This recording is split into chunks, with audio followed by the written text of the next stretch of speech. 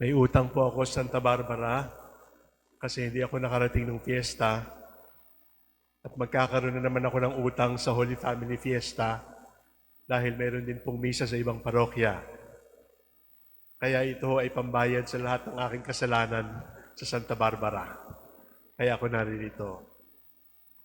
Ilang araw na lamang po ay Pasko na at ang ating ebanghelyo sa araw na ito ay yung second joyful mystery, the visitation of the Blessed Virgin Mary. Alam natin yung kwento. Dalawang babae, imposibleng magbuntis, subalit nagdalang tao. Yung unang babae ay may boyfriend, pero hindi galing sa boyfriend niya yung kanyang pinagdadalang tao. Yung pangalawang babae ay sobra na sa tanda at hindi na dapat nagdadalang tao, pero ngayon ay nagdadalang tao. Ang una ay batang-batang, walang lalaki sa kanyang buhay. Pangalawa ay napakatanda na hindi na inaasahang magdalang tao, subalit silang dalawa ay nagdadalang tao. At nagbatian ang dalawang babae, nagbatian ang dalawang sanggol sa kanilang sinapupunan. Pero sa linggong ito, nais ko lang pong yayain kayo na magnilay doon sa relasyon ng dalawang babaeng ito. Ano ang relasyon ni Elizabeth kay Maria? Ano ang relasyon ni Juan Bautista kay Jesus? Sabi po sa Gospel, they were cousins. Magpinsan. Magpinsan.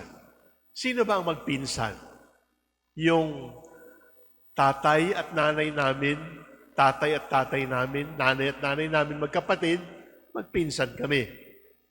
O kaya magpinsan yung aming mga magulang, magpinsan na rin kami.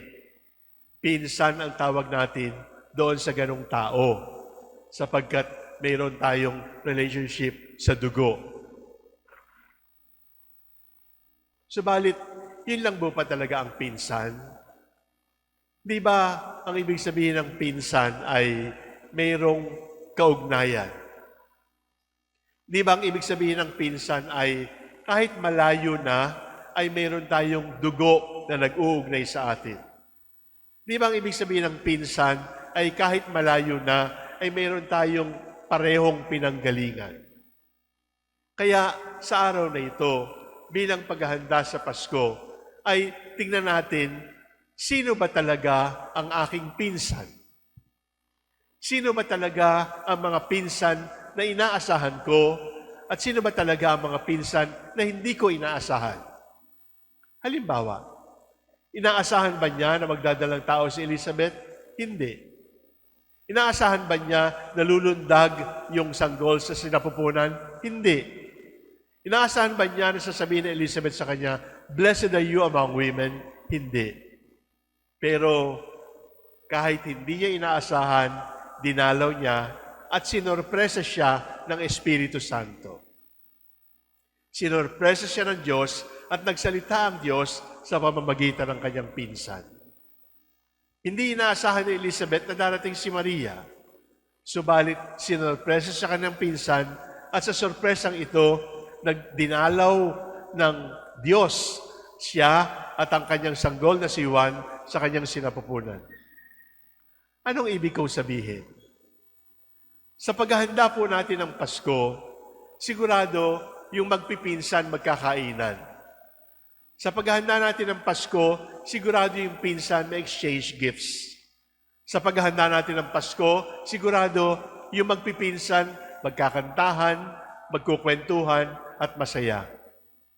Subalit, diba, meron tayong mga pinsan na ayaw nating makita. Meron tayong mga pinsan na hindi natin inaasahang magdadala ng ligaya sa iyo kapag Christmas. Meron tayong mga pinsan na kapag nakita mo, mayayamot yung Pasko mo. Mapupundi yung Christmas light kapag nakita mo. Sino yung mga pinsan na ito?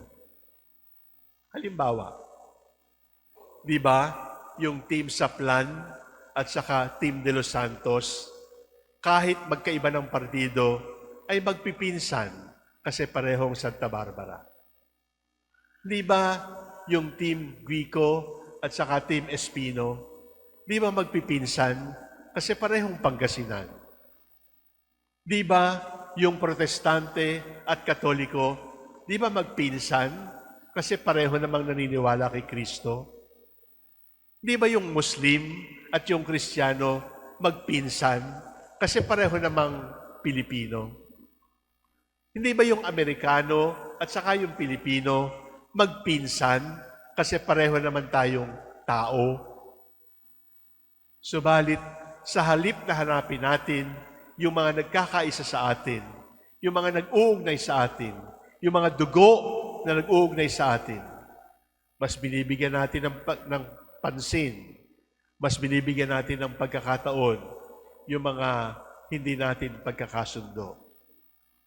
Sa halip na maging magpinsan sa politika, maging magpinsan sa lahi, maging magpinsan sa pananampalataya, o maging magpinsan halimbawa sa basketball team.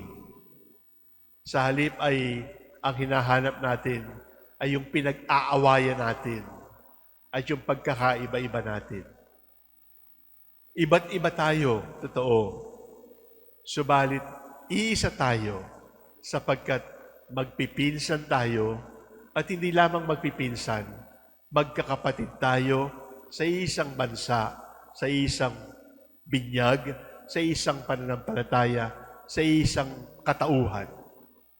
Mga minamahal kong kapatid, sa panahon ng Pasko, hanapin natin yung pinsan at lahat tayo magpipinsan at bigyan natin ng pagkakataon ng ating pagiging magpipinsan ay maging biyaya ng pagkakaisa, hindi ng pagkakawatak-watak.